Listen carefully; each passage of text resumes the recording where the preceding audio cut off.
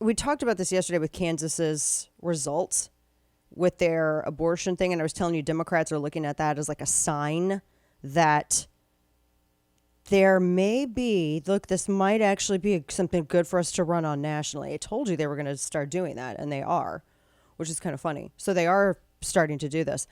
The piece, I saw a piece over at New York Post. It says Kansas's abortion vote vindicates Dobbs and shows democracy is alive and well in America. And then I saw another one saying that Kansas is giving abortion rights advocates, and there was another headline similar to this. Kansas is giving progressives reasons to be optimistic in November, and they're arguing that look, it's the pro-life movement has left. There's left Kansas, and if this can happen in Kansas, if we spend this kind of money, this can happen anywhere. I think not necessarily. Not necessarily. So. I do think that I'm not in Kansas with all of the advocacy and activism there. I do think it's interesting. Kane and I were talking about this yesterday. Chris Kobach, he ends up winning his primary, and yet at the same time, this measure fails. That's a huge discrepancy. That just kind of goes to show you that voters and their behavior can be predictive up until a point. It's like in Texas, where you had John Cornyn, who ended up getting a bigger percentage of the vote than Trump somehow. And I have no idea how in the world that happened, unless some people were leaving the top of that blank back in 2020. I mean, voters you can predict their behavior up until a point. So the Kansas thing, the problem with Kansas and this vote, because they defeated this referendum. And it was just, it does not create or secure a right to abortion. That was really the only thing that the referendum was ultimately saying. And that was the response to that 2019 Supreme Court ruling that kept saying, oh, it's a fundamental right.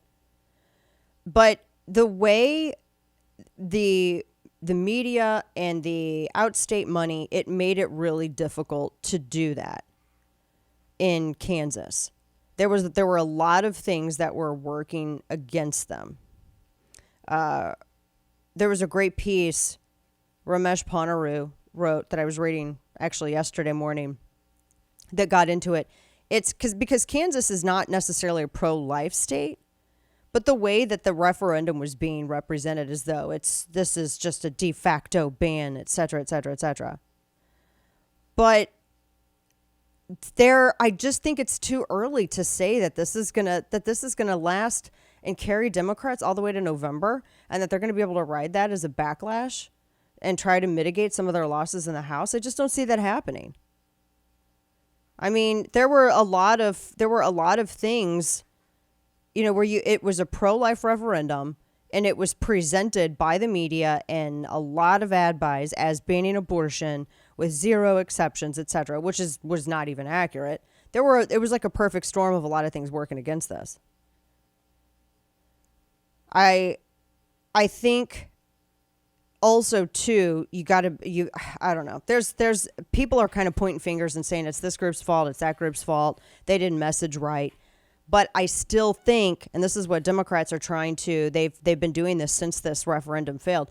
I still think that it's too early to say that, oh, they're going to use this as a backlash and they're going to actually be able to keep some of their seats in the House. I just don't think that that's a thing.